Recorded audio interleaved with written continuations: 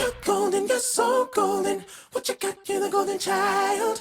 I see forever between you and me, forever between us.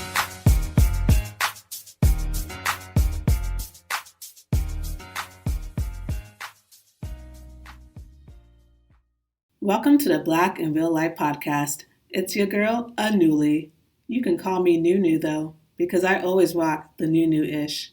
Yes, I'm back with a new episode, and if you didn't catch that reference, then well, I feel bad that you haven't seen the cinematic classic that is the 2006 film ATL. In this episode, I'll be taking you along with me to Atlanta, Georgia. Think of this episode as an audio documentary in its purest form. You'll be hearing clips from my conversations with local Atlantans that I met while exploring the city, as well as my own thoughts in the form of audio diaries I recorded at various points throughout my visit. I'll also interject at certain points to add context to some of the commentary with some research for you. As always, you can find a list of the references for the citations I make on the webpage for this episode on the Black in Real Life website at www.blkirl.com. Okay, now, buckle up. You're in for a treat. This is the Dr. Commerce. We are now the service of the high school on International Airport. I'd like to welcome you to Atlanta. We have clear blue skies over Atlanta. For example, there's a lot of I just touched down in Atlanta, and I'm riding in the car with my friend Kat. She lives a little bit outside of downtown Atlanta, but she recently moved from Florida to Atlanta in search of more opportunities. And that search is one that I'm hearing time and time again, especially as it relates to young Black people moving to the city from other cities, whether in the South or from the Northeast, just looking for space and opportunity. And that's one of the reasons that drove me to Atlanta in the first place, or literally flew me there in the first place. When I thought about social media content creators, particularly Black social media content creators, I noticed a trend of people moving from other places in the U.S. to Atlanta specifically. It wasn't that New York or LA were the only places that you could foster and grow a creative career. Atlanta became and is becoming a place that people feel that they could start a new life.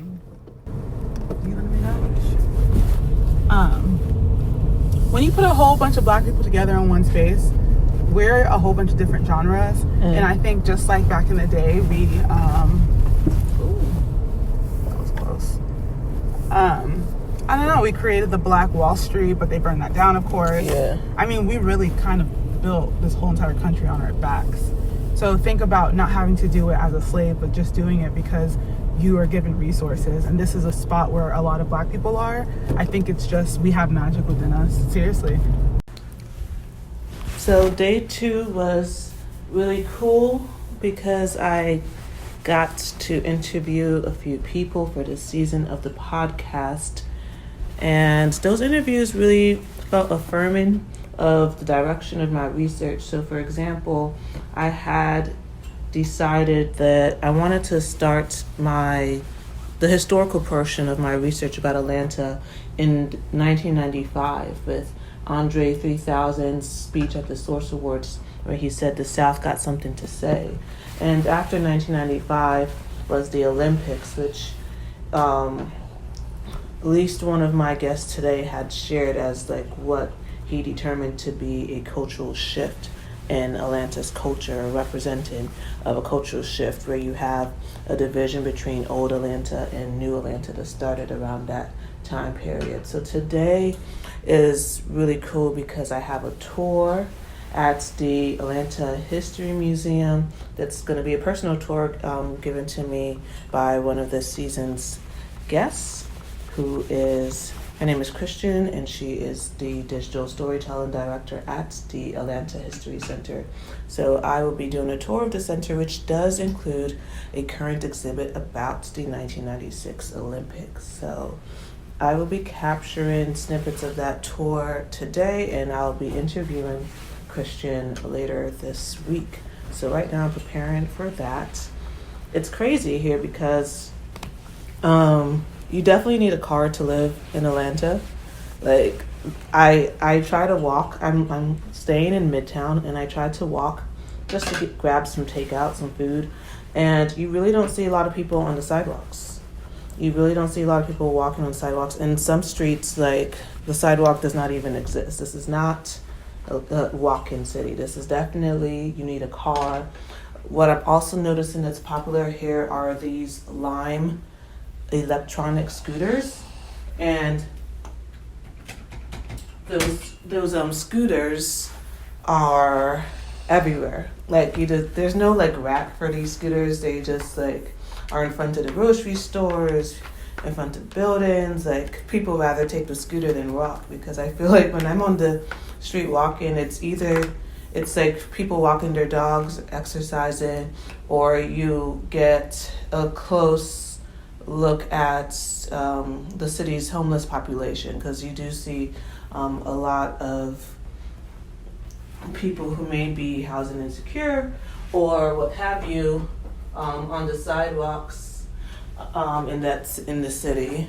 So it feels very suburban in the city, in the fact that just a city where a lot of people have cars. Most people have cars or some type of transportation. Like, even to get to the history center, if I were to take public transit, the directions told me it would be like 2 trains and a lift.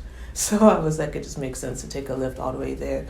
But, I'm used to New York, where, like, I can just take a subway just about anywhere and, get there at a reasonable time. But here, it's depending on where you're going, because the Atlanta History Center is closer to Buckhead and I'm staying in Midtown. It just makes more sense for me to take a lift. So I will be seeing how the traffic is. It should be less than an hour drive for me, but I'm going to give myself an hour if I get ready in time. I'm giving myself an hour to get there, just in case, as my mom says, in case the traffic is not in my favor today. We shall see. Hopefully things work out. I'm really excited for the tour and to learn more about the city's history and, the role that the museum is playing in, sharing a holistic interpretation of that history and, in a way that is, accessible for people like myself. So that's what's happening today. My 4th day in Atlanta was one of those serendipitous days. It just felt like everything was in alignment. The people I met, the places I went, it was something very extraordinary. So let me tell you a few of those details, some background stories for what you're about to hear. I planned to dedicate this day towards exploring the Sweet Auburn neighborhood. That neighborhood is where the King Center is housed, as well as more contemporary destinations like Slutty Vegan, which is a very popular Black-owned vegan restaurant. So I really just went in to explore. I didn't have any interviews planned, anything formalized. I just said, I'm going to put myself in this location, walk around, see what I can see. I started very hungry, so I went to Slutty Vegan for lunch. Highly recommend. I'm somebody that is non-dairy, as in I don't consume dairy products. I do eat meat, but I don't consume dairy products. But even if you are a carnivorous, milk-drinking meat eater, you would love Slutty Vegan. So I went there, I had lunch, and I was very much welcomed by the employees there. When they realize or find out that you have not been there before, they celebrate you, and you will hear that. I also found myself walking around and taking pictures with my film camera of just the murals, the streets, the sights. There's a really beautiful mural of Stacey Abrams right essentially in the center of that corridor. One of the places that I went to, or I stumbled upon, was the Madam C.J. Walker Beauty Shop.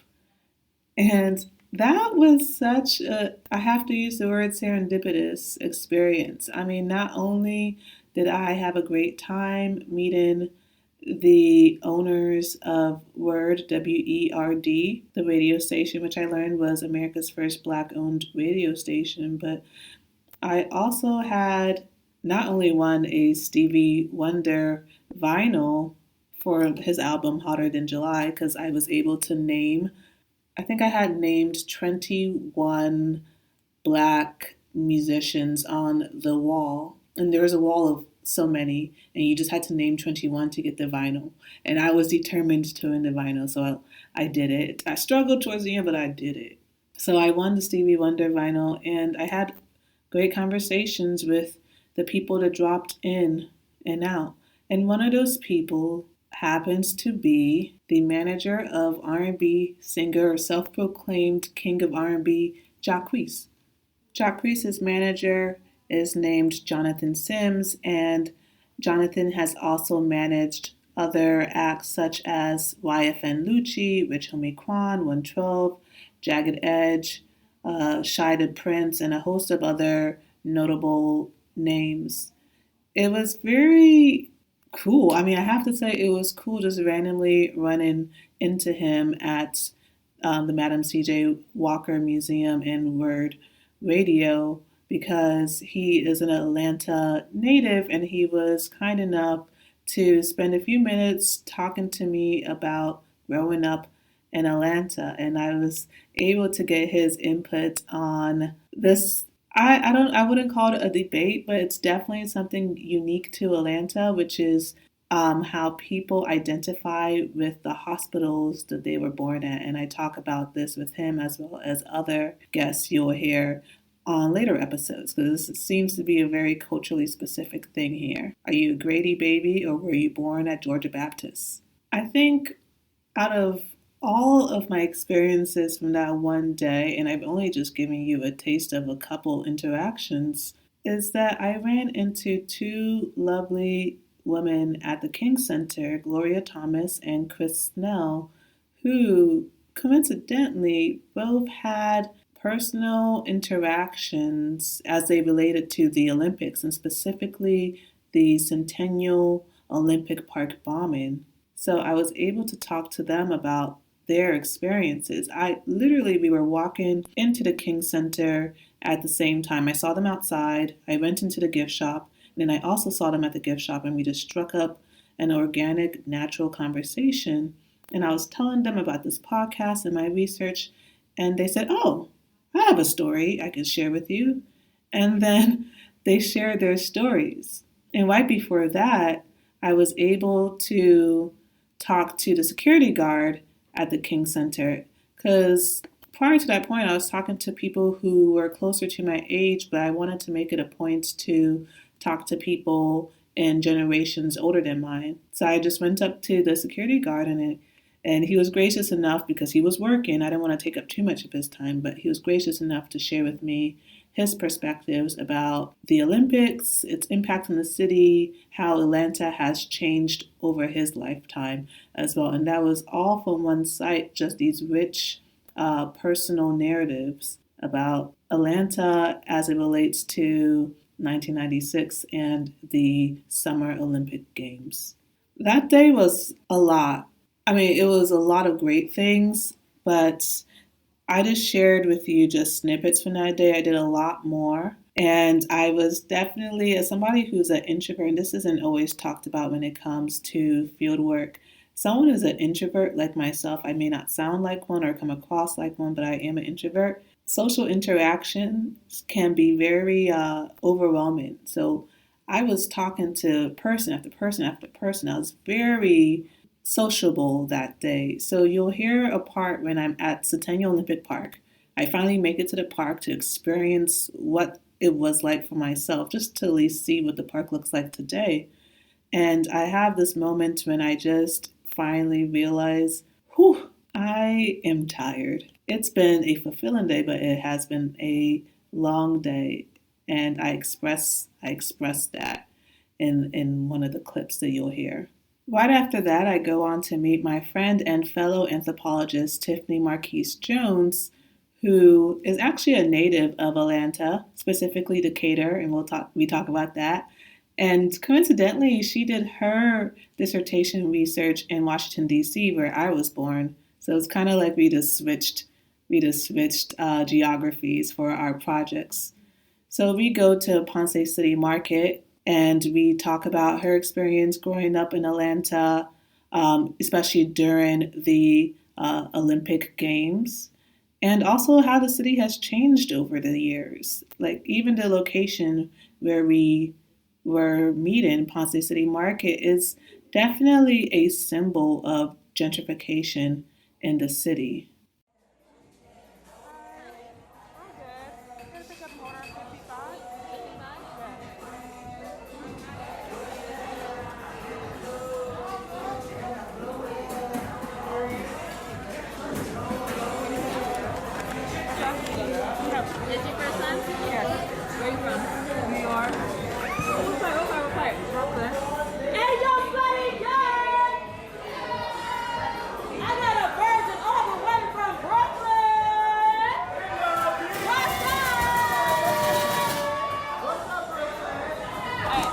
You got your banana pudding. You don't want anything else? Maybe alcohol slush. For what? I said everything is in here. Yeah. Do you want to maybe get alcohol slush for a sample of it? Oh, no, I'm good. Definitely come back soon. I will. Thank you.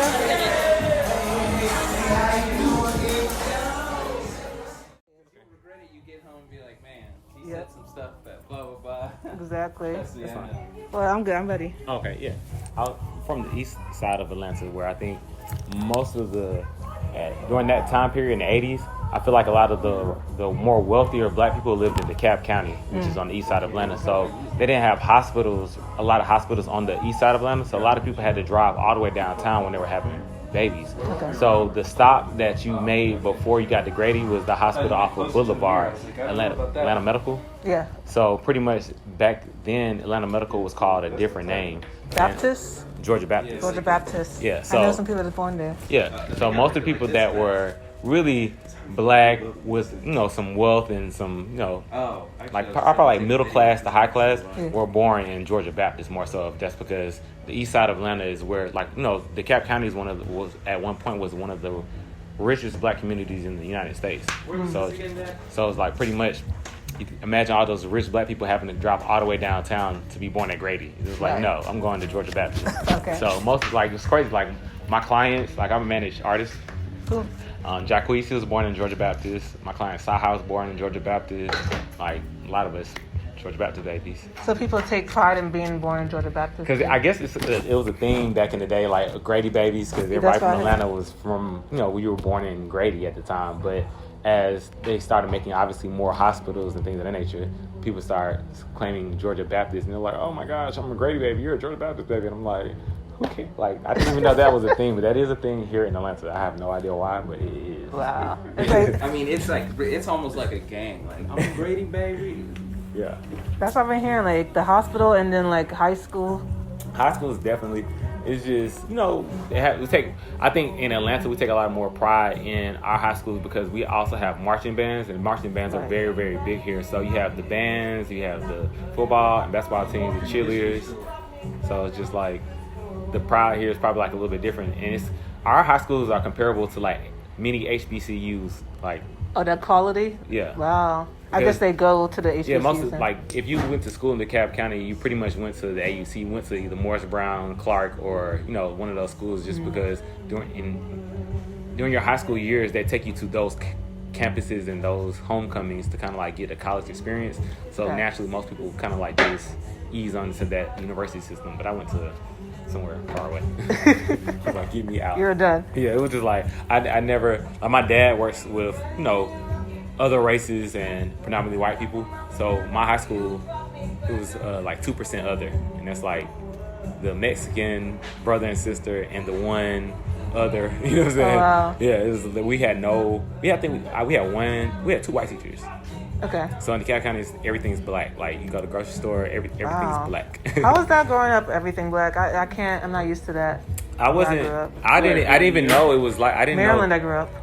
I didn't even know that it was a thing to grow up around all black people until I went out of DeKalb County. A lot of people in Atlanta don't realize like the rest of the world is not like this. Yeah. It's just like you grow up thinking that everywhere is just like, some black people. And then you get, so I went to school 3 hours south, 3 hours. Open my eyes. It was just like, oh, this is the world. Yeah, exactly. Yeah. Like when I got my first encounter with racism, it was just like, oh, like it's real. Like, Yeah. Yeah, the first encounter is. Yeah, it's like, wait, I've read about this, but experiencing it is just exactly a little bit different. But you don't get that here in Atlanta? Usually from your own kind, or either from other nationalities that own like black businesses. cops are racist. Wow, okay. Yeah. I got tackled off my bike by a black cop for no reason. I was too far on the other side. Like, if this is the side of the road this way and this side of the road that way, I was too far on the other side of the line trying to pass a cop. By a black cop? My bike, put me in handcuffs, searched me. Was he trying to make a point? To himself or to his office? I don't know. I don't think like an officer, so I couldn't tell you. Wow. But there's a lot of racism in the inner city, especially as a young adult black man. You know, as a child, maybe it goes over your head or they just let it slide, but it's like they want to show you something. They don't know what it is, but they're trying to show you something. Wow. Well, where were you in life at that time? Like, did the Olympics make an impact on your life? Well, economically it did though, because they had more jobs out here at the time with the Olympics, because here they was offering more jobs to the black people and stuff in our community. I actually by the Olympics being here, they was actually it was everything was more than minimum wage. They was paying more than what minimum wage was because of the Olympics and stuff. So they had plenty of jobs for people, back then and stuff. So yeah, that part of but that part of that the economic part was good for everybody. The people that wanted to work though, so because I was able to work a job back then, I was during the Olympic time, I made good money though.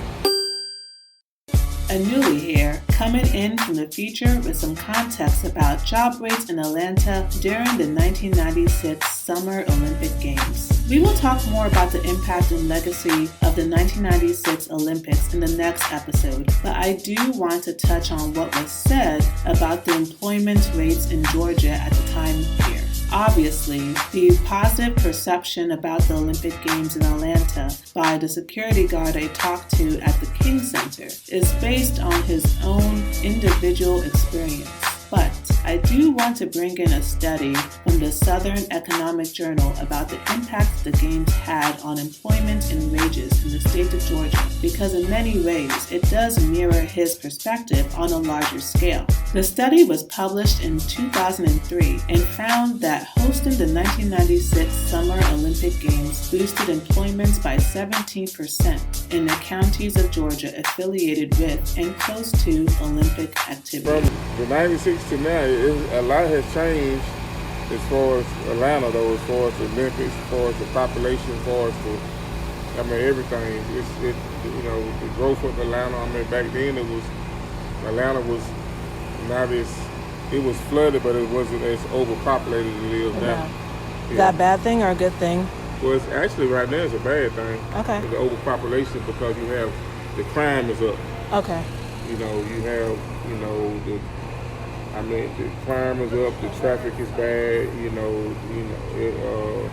it's the jobs are, there are jobs out here, but they're not like it was because it went back then though, so it's different though. You know what I'm saying, because it's only very few, it seems like there's very few of us that's actually born and raised from Atlanta, because you have so many the people from the outside. I'm noticing that. Yeah, so it's it's hard to pinpoint your own when you got this overcrowded with But I still love Atlanta though. I love it my whole heart. I've been born and raised here, but like I say, it's not the same no more as it used to be. Anuli here, coming in from the future with some context about crime in Atlanta. News outlets from across the country, such as the Washington Post, have reported a surge in violent crime in Atlanta over the past 2 years, referring to Atlanta as a city in crisis. Crime was a major issue of concern during the recent election for Atlanta's next mayor. Voters elected City Councilman Andre Dickens as Atlanta's newest mayor in a runoff election on November 30th, 2021. Dickens is now the 7th Black mayor of Atlanta, Georgia.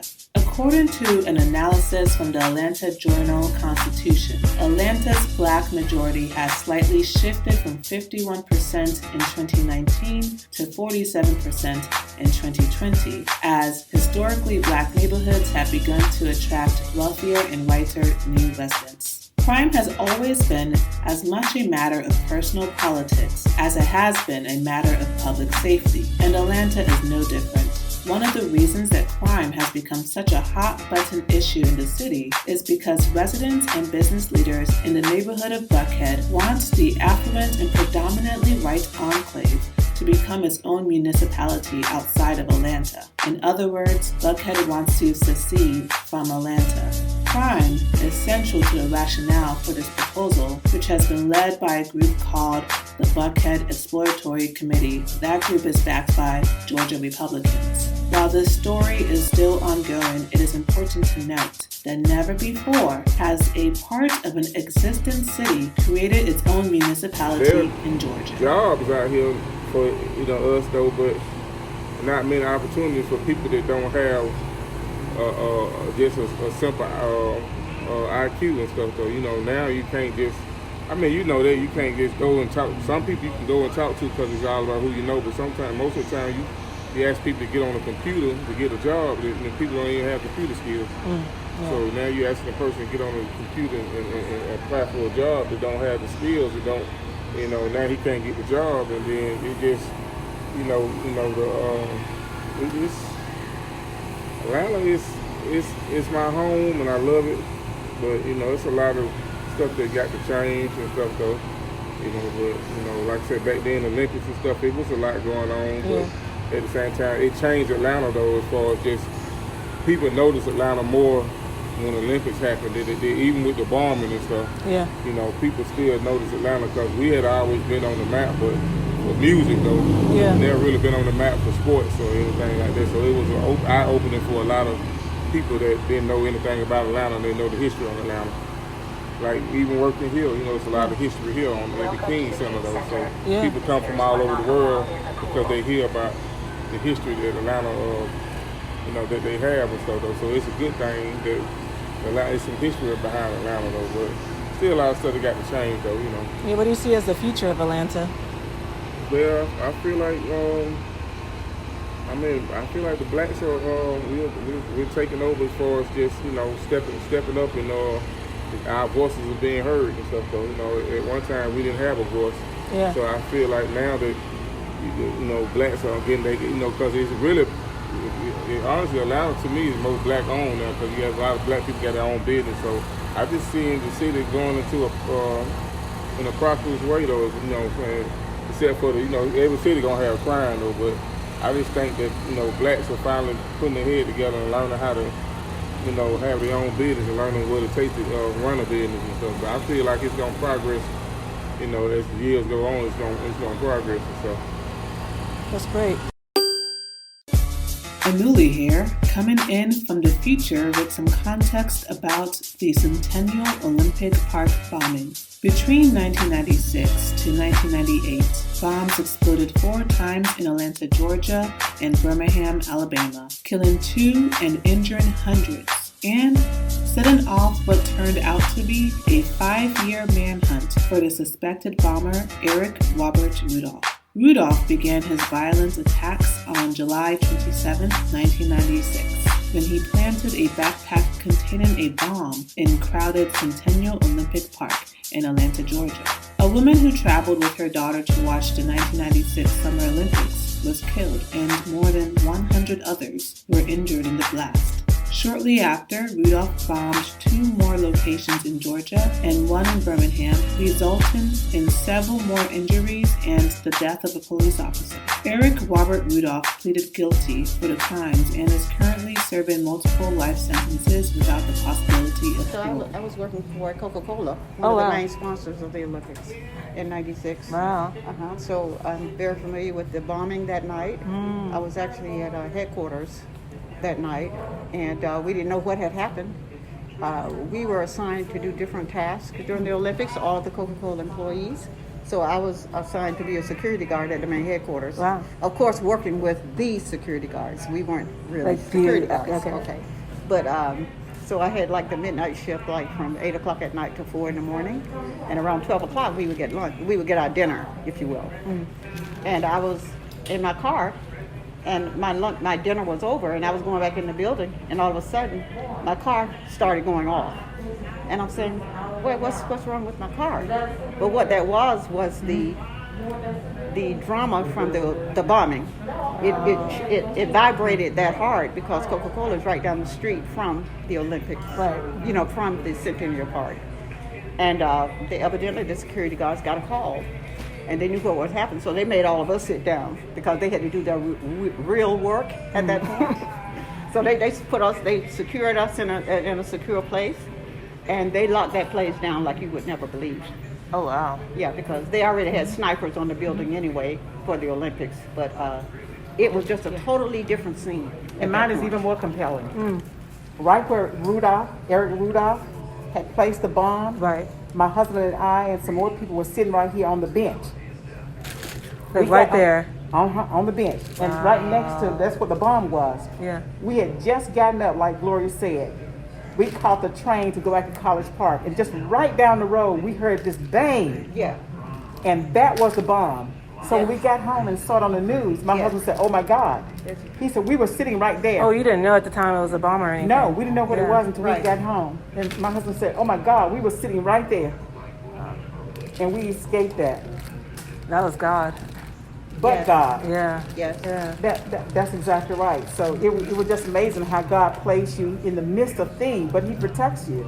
Sure did. That's crazy. Yeah. But Atlanta showed strength because, even after the bombing, everything went on. It's like we stood up and said, no, we're going to continue. And that was under the leadership of Mayor Bill Campbell. And we were able to just move right through despite the disruption of the bombing. How do you think the Olympics kind of changed Atlanta as a city? Oh, it changes. It hasn't been the same since the Olympics. Okay. In It opened up terms- Atlanta more to the world. That's right. It opened it up to the world. More and more people began to move to Atlanta, in greater Atlanta. And it has truly just been a totally different city since 1996. Is that good or And bad? That's perfect. I can say it's good. Me too. But of course, more people, more traffic. That part More of it would be situation. a bit of a negative Yeah. to me. But I think overall we take it in stride because we are such a growing city, and we're sort of considered the Mecca of the South, if you will. So Yeah. we're just sort of stepping into that role and doing the best we can with it, actually. Okay. As Wow. citizens. Yeah. And then we look, several years ahead, then you have Stacey Abrams who ran for governor and won. Yeah. In reality, yes. Yeah, In reality. Yeah. In reality. And you have all this going on now. And so as Gloria said, we are transcending into something that's going to be even more bigger, Right. and more epic, and more dynamic. Yeah. Because this is how God has laid it out. Because when God's about to do some magnificent thing, it's all in disarray. He is just making the path straight and clean. And it's going to be just like walking into this. We came here when they first opened. It was so many people from all over the world. Yeah. This place is still here, and it's still thriving. Yeah. Right. And that's what we'll do. I'm currently at the Centennial Olympic Park, and that's a big part of my project is starting with 1995 as a touchstone cultural shift in the city of Atlanta, and 1996 is when the Olympic Games happened. So I'm going to be sharing a lot of stories and historical context about the impact the Olympic Games had on the city of Atlanta and how it shifted the city so much economically and turned it into an international city. So that's a lot of people I've talked to kind of distinguish that as the division between old Atlanta and new Atlanta. So I'm here at the park seeing what new Atlanta is looking like. It's definitely become a tourist attraction. There are people from all sorts of walks in life here. They are just marveling and taking pictures here at the park.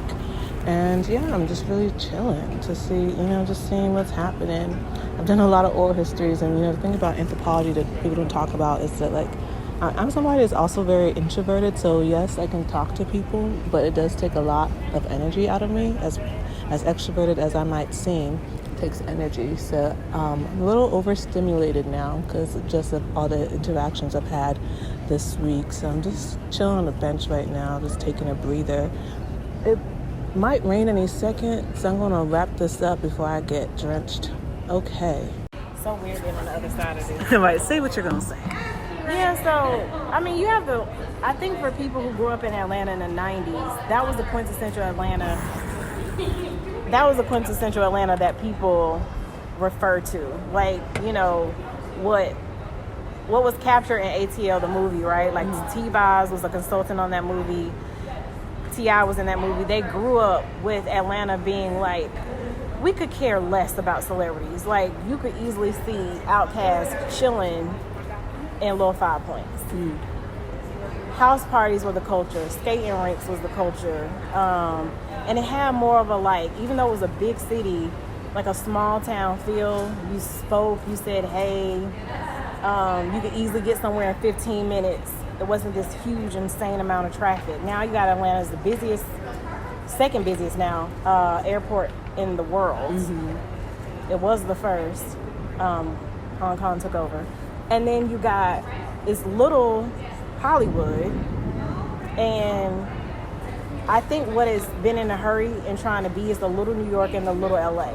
And so it lost that feeling. It's trying to be these other cities that it can't be. When you look at places like New Orleans, they're quintessentially New Orleans, right? Like, you know what to expect there. They have their, you're going to get a po' boy. You're going to get some good jazz. You're going to have, a mix of old Spanish, old French history. One, we lost our buildings. We lost our spaces. Gentrification obviously is taking over. We're like in Ponce City Market right now. Yeah, I feel like a big hypocrite. But you have the Falcons, their sorry selves, that took over 3 historically black churches to build their new, right? Mercedes-Benz Stadium. I feel like an even bigger hypocrite because I now like Atlanta United, which plays in there. And then you have, I was going to say something else. Oh, they took the Braves way up. So it stopped being a city for the city people. Okay. They're trying to make it for the rich folks, the outsiders, the people that's moving down here, not the people who knew Atlanta, not the people who grew Atlanta. Yeah. And that's one of the reasons why I love DC is because I felt like people mourned when they were losing it, even if they couldn't stop it. Okay. And I think the city itself too tried to fight for some, even if it's just a little broken down church, right? They made it a historically right place to preserve it. We don't have that here. They'll tear things down in a second. And riding through here, like, I don't know. I feel like we're sprawled out. We're angry because we're in traffic all the time. It used to be, now mind you, people used to complain about 100 Peachtrees, but it used to be you can just ride down the main Peachtree, get where you're going in 20 minutes, get, like, I don't know, this airy feel of the city, but still southern. Okay. I don't feel that anymore. What do you feel? That? Other than the thunder, which probably is specifying imminent doom. Before it starts to rain, we might. Yeah. Ponce City Market is located in the old 4th Ward neighborhood along the Atlanta Beltline.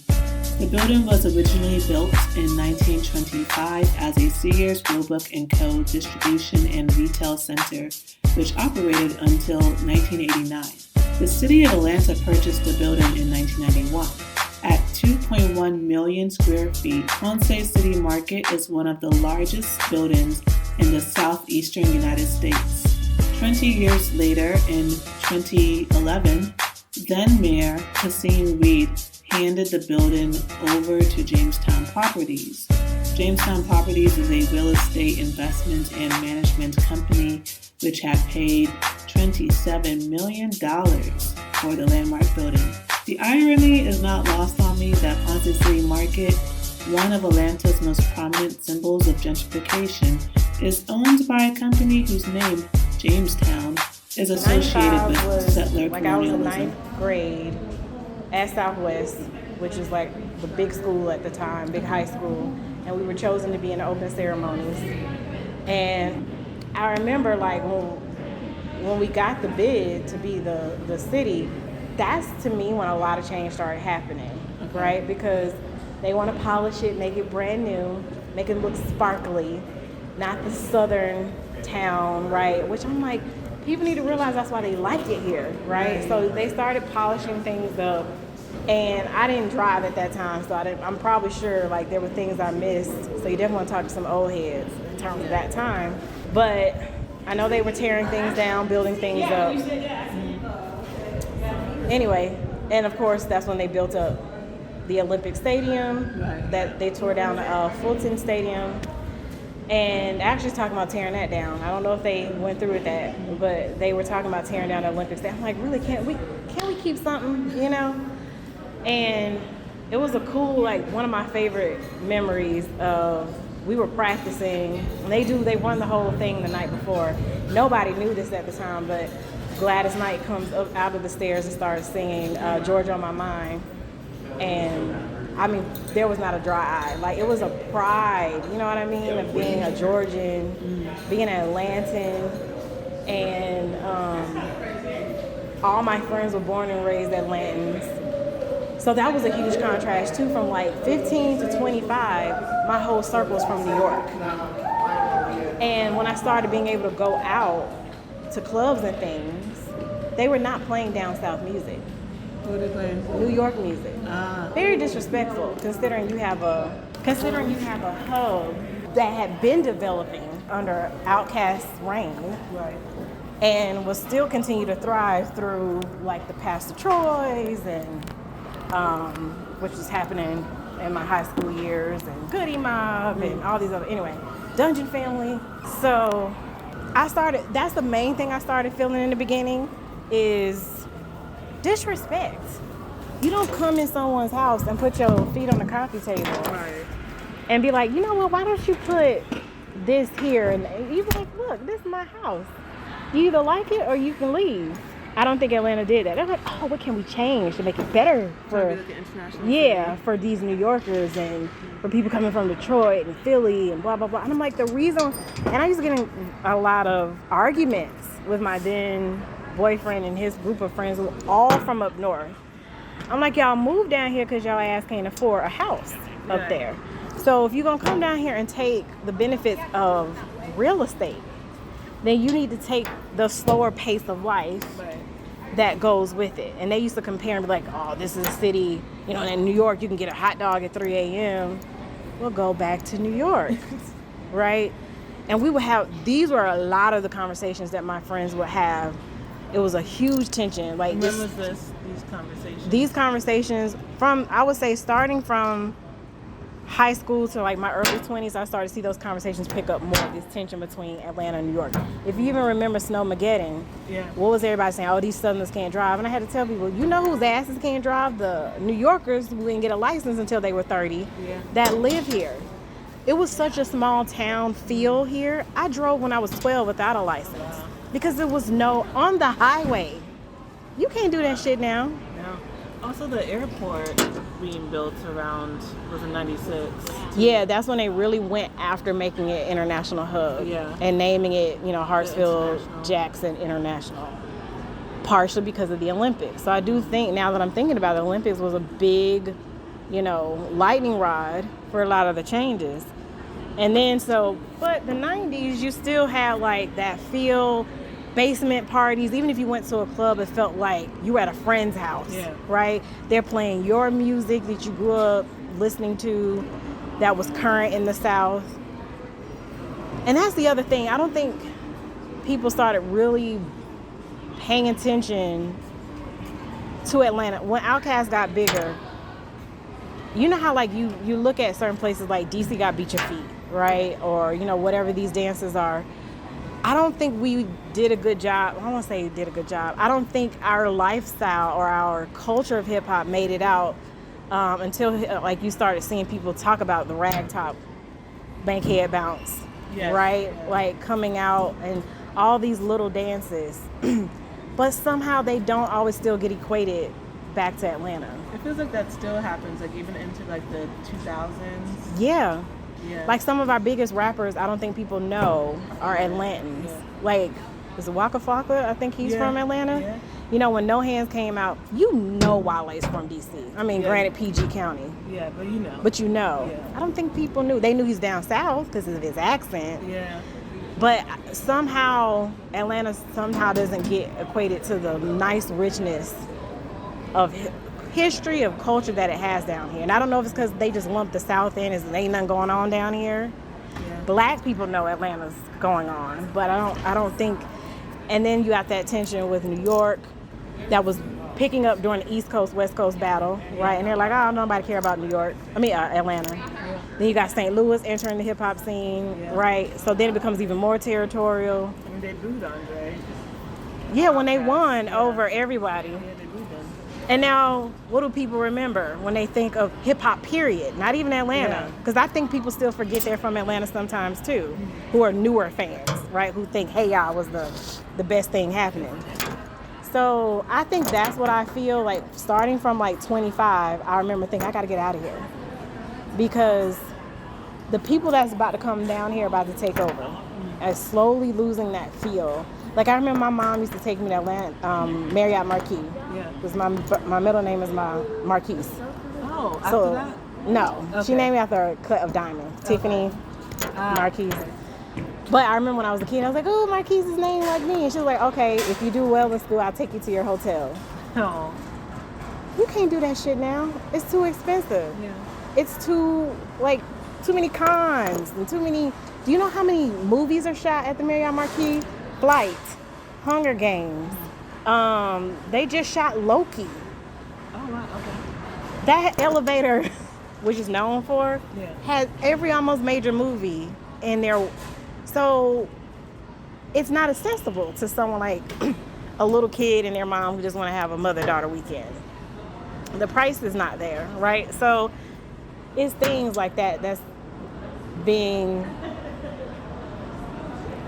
controlling where Atlanta's going. Do you think a part of like the entertainment industry moving to Atlanta is because it can represent like a every town USA? It could be no place sometimes. They're coming here because it's tax free. Period. And that is to disrespect, right? Because there's money being poured into hotels, bars, the food industry, but what's being put back into our infrastructure if there's no tax? Yeah. You mess up the streets, right? Yeah. And they leave. So they're getting tax breaks, and then like it doesn't really benefit the people that actually live here. And then people who wanted to get into the industry who thought, okay, it's coming down here, because Hollywood is unionized. They're not hiring the locals because I was actually talking to Jewel Ricker, and she talked about that too. Yeah, because I have a lot of friends who were extras. Yeah. But unpaid. Yeah. Like in The Walking Dead and things like that. Or they'll just outsource their own people, fly them in. Yeah. So I knew a couple people working on the Tyler Perry studios. I think he's really good at making things work for Atlanta. Right. Because he lives here. Yeah. Well, one of his houses. And his studio's here. But of course, he's not loved by everybody, right? We'll leave that alone in case I get to work with him someday. But he's rare. And you have a lot of Hollywood celebrities that live here because they wanted to get away from Hollywood. Yeah. And you got a lot of crime now picking up because they know rich people are here. I think Queen Latifah got robbed. Oh, wow. You should look at, the crime down here has gotten really bad. And I think it goes with trying to be the hot spot. What about scamming culture? Like I hear that's like a part of Atlanta. Like how there's a lot of people here, you don't even know what they do for a living. There's just hustlers, but a lot of it is related to scams and stuff. Really? Now that's new. Younger people are talking about that. I did see something where these dudes were selling like water bottles, and then somehow they would try to like steal your car. Oh, see, the scams I'm talking about, like these are people who like have LLCs under like one premise, but they're actually making money through these other ways, like just hustling just to like keep up and maintain like a, I think status Atlantans, I'm not shocked on some level because Atlanta's always been like this kind of grind city, especially because you got black people who, we make a lot happen out of necessity. Yeah. It sucks it's going in that direction. I think what was happening in the 90s is you saw a lot of like I was telling you about Castleberry Hill. Yeah. I used to go hang out there all the time. I don't even know if it's there anymore, this place called Slice. And you saw people, if not black owned, black, a lot of black patronage, DJs, parties being thrown there, of course. As it gentrified more, I don't know if it's there as heavy. I do remember, I think it was also another place called Noir over there. Like, it was no need to go anywhere else.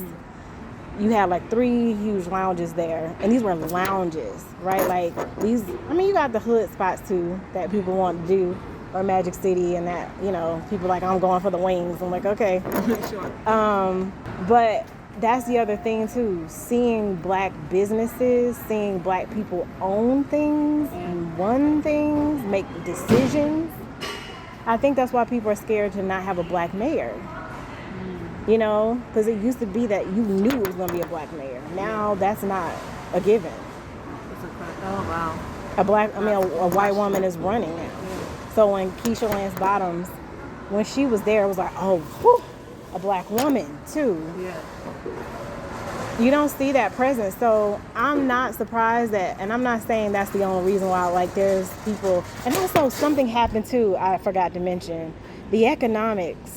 One of the reasons I left, it was not there. Like, the jobs were not there. You had people who were very well, Atlanta's really has a lot of great universities. Yeah. You got Georgia Tech, you got Emory, you got the, what do you call it, AU Center. Yeah, HBCUs.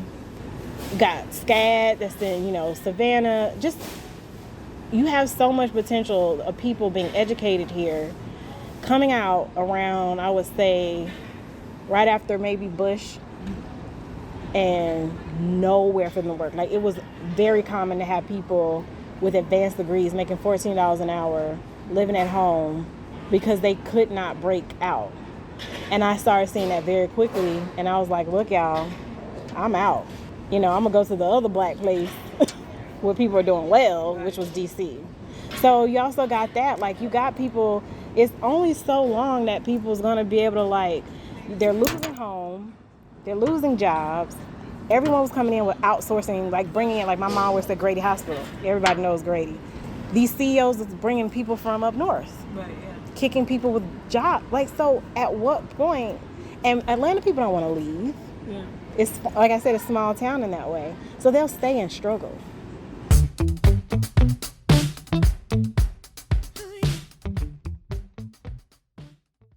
One of the things I picked up on while talking to people in Atlanta was this division between Old Atlanta and New Atlanta.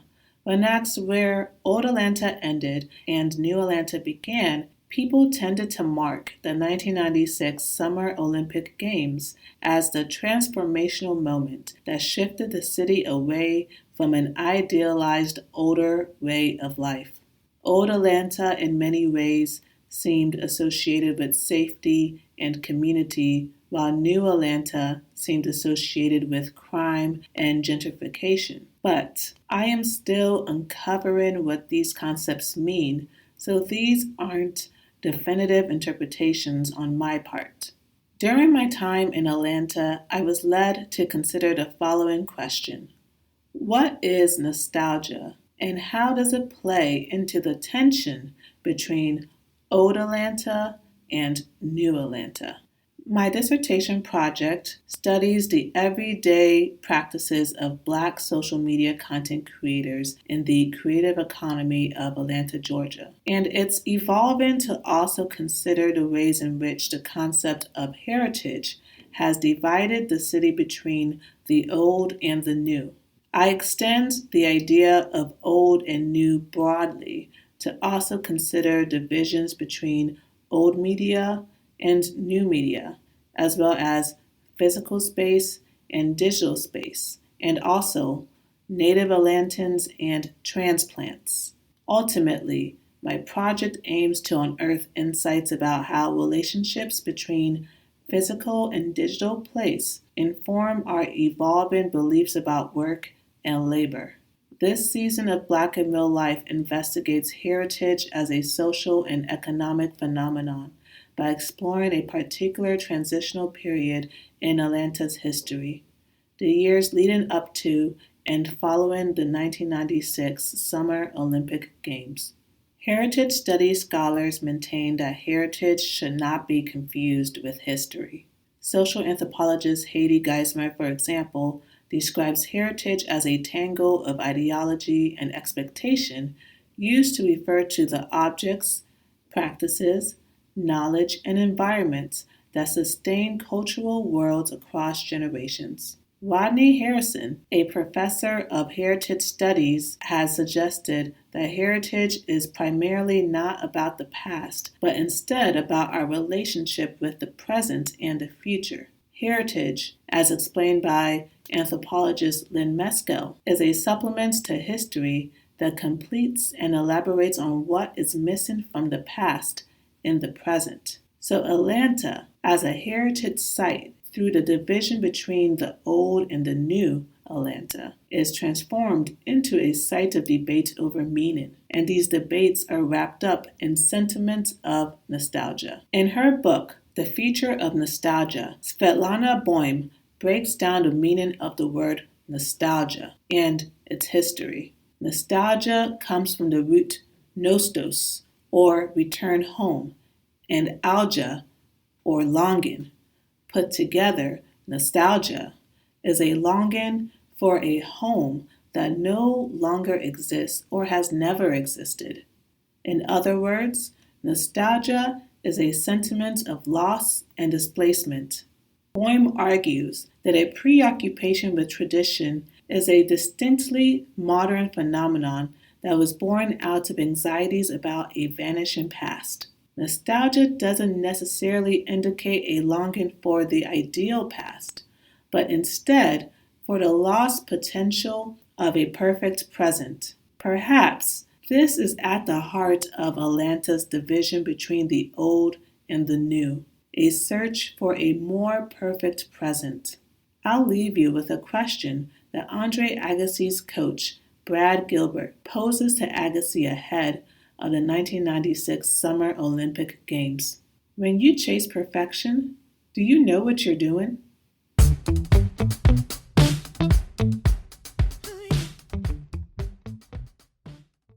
You have just listened to a production of the Black in Real Life Podcast. The Black in Real Life Podcast is developed, produced, edited, and hosted by Anuli Akanebu.